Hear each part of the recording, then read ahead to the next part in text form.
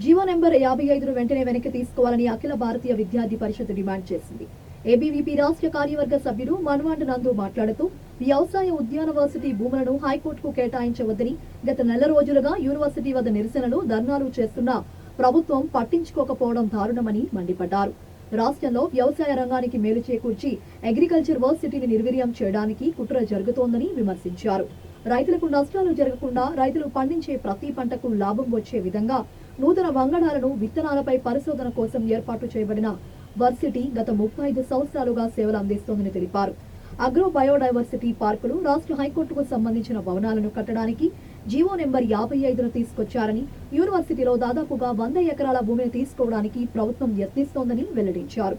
High court building ను ఈ ప్రాంగణంలో కట్టొద్దని డిమాండ్ చేశారు. అఖిల భారతీయ విద్యార్థి పరిషత్ జగిత్యాల నగర శాఖ ఆధ్వర్యంలో స్థానిక చాసి చౌరసా వద్ద నిరసన కార్యక్రమం నిర్వహించడం జరుగుతూ ఉంది. ఈ నిరసన కార్యక్రమం నిర్వహించడానికి ముఖ్య కారణం ఏంటంటే తెలంగాణలో నూతన హైకోర్టు భవన నిర్మాణానికి సంబంధించినటువంటి జీవో నెంబర్ 55ను వెంటనే రద్దు చేయాలి.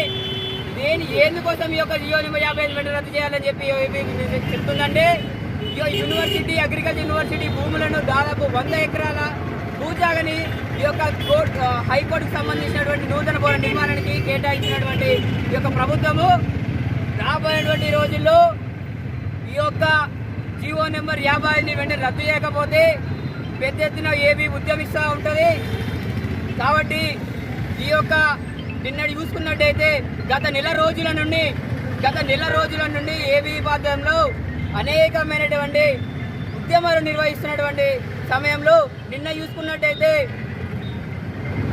ధర్నా నిర్వహిస్తున్నటువంటి కార్యక్రమంలో దాదాపు 30 మంది కార్యకర్తల్ని అరెస్ట్ చేసే క్రమంలో తెలంగాణ రాష్ట్ర కార్యదర్శి జాన్ శాఖ గారిని ఒక పోలీసులు ఏ విధంగా గుంజుకపోయారంటే, ఉరికేటప్పుడు ఆ ఇద్దరు మహిళా పోలీసులు స్కూటీ మీద ఉండి జడ పట్టుకొని గుంజుకపోవడం చాలా చిక్కుచేటు. ఇంతవరకు ఏ ఒక్కరు కూడా ఈ విధంగా చేయలేరు. విద్యార్థుల పట్ల, అదే విధంగా మహిళల పట్ల ఈ విధంగా వివరిస్తే రాబోయేటువంటి రోజుల్లో పెద్ద ఎత్తున ఉద్యమిస్తాం.